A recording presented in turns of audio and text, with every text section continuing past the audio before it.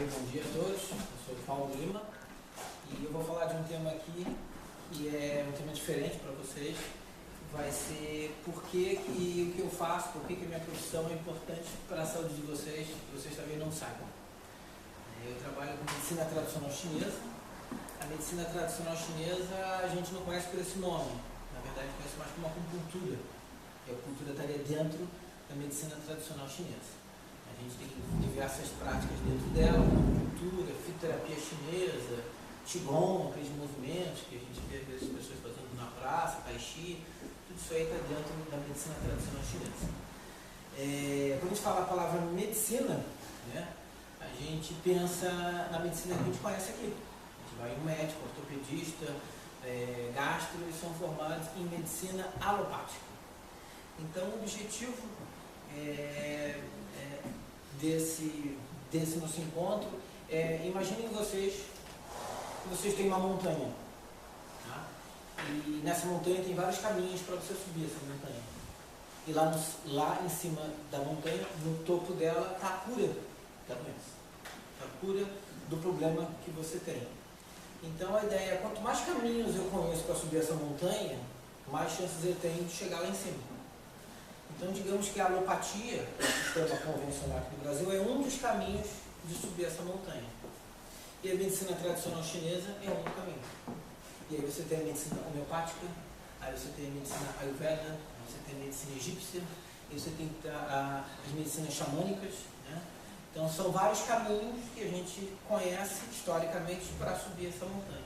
Então, eu vou falar um pouco mais sobre um desses caminhos, que é a medicina tradicional chinesa.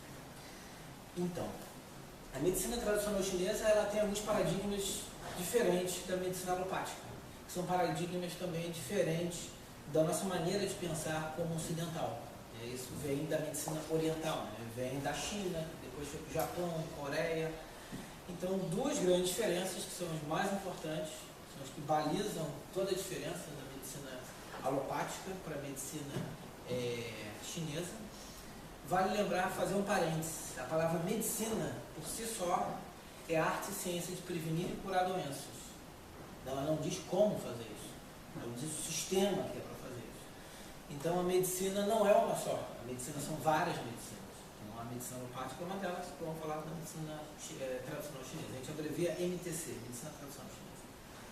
Então, qual é o primeiro grande paradigma de diferença? A medicina alopática entende que todo ser humano é material, é denso, é físico. Tanto que para o médico dizer que você tem um problema, ele tem que fazer um exame. Tem que ser medido de algum jeito, uma imagem, uma química palpável. Então, ele acredita que o ser humano é matéria. E a medicina tradicional chinesa diz, olha, ele é matéria sim, mas ele tem a parte energética, a parte sutil. E a parte sutil, nem sempre a gente tem máquinas desenvolvidas para medir isso. A gente chama de energia do paciente. Hoje a física quântica está finalmente clareando esse entendimento de que energia, que matéria na verdade não iria existir como a gente entende. Ela seria uma manifestação também da energia.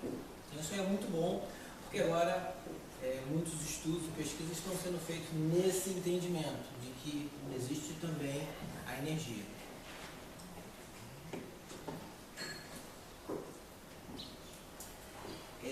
Um exemplo muito bom da gente entender essa noção de energia, porque isso é determinante quando a gente pergunta, isso trata ou não com a medicina chinesa, ou trata ou não com a alopatia? Aí você trata o quê? A doença. E o que é a doença? Aí a gente vai entender como o chinês entende a doença. Tá? Ele entende a doença basicamente como um distúrbio, como um acúmulo excessivo, uma falta de energia. Ah, mas isso está se manifestando no corpo. Sim, está se manifestando no corpo. Mas o que é essa energia? Quando a gente estudou lá no segundo grau, a ideia de átomo, né, seria a matéria formada por átomos. E o átomo tem um núcleo. E a matéria estaria no núcleo. E depois em volta a gente tem elétrons.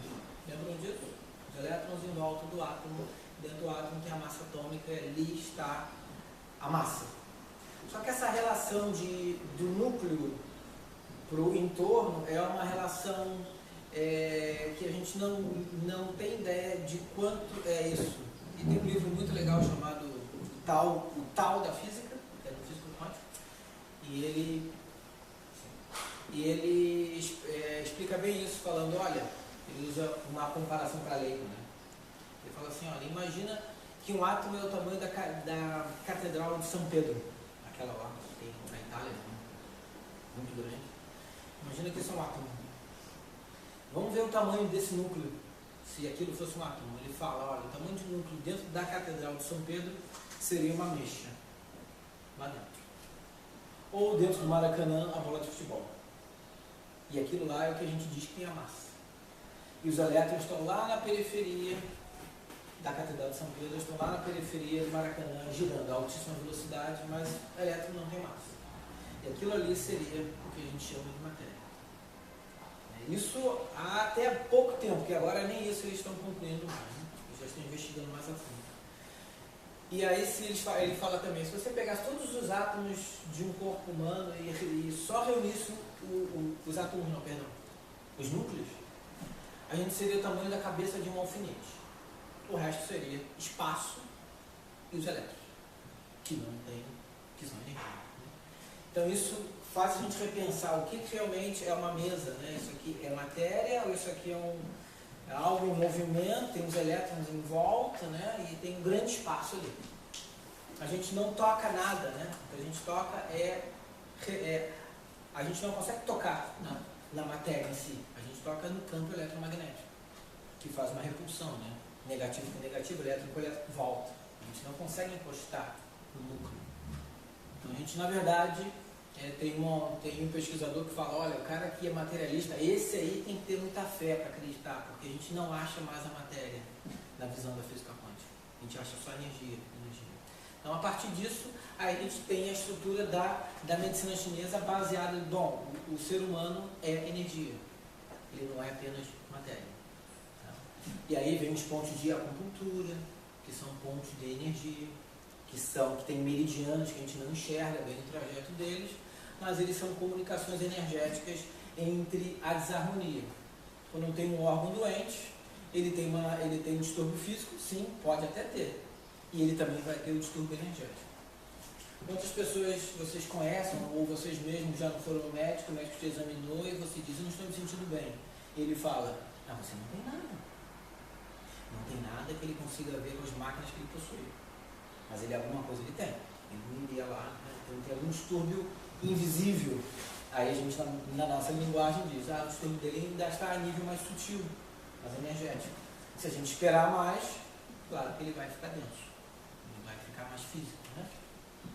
Então essa aí, né, isso é E a outra grande diferença é a medicina alopática, é uma medicina de especialidade, né? Você vai no gastro, você vai no ortopedista, hoje em dia nem ortopedista, tu vai no de ombro, vai no de joelho, vai no de tornozelo esquerdo, lá atrás.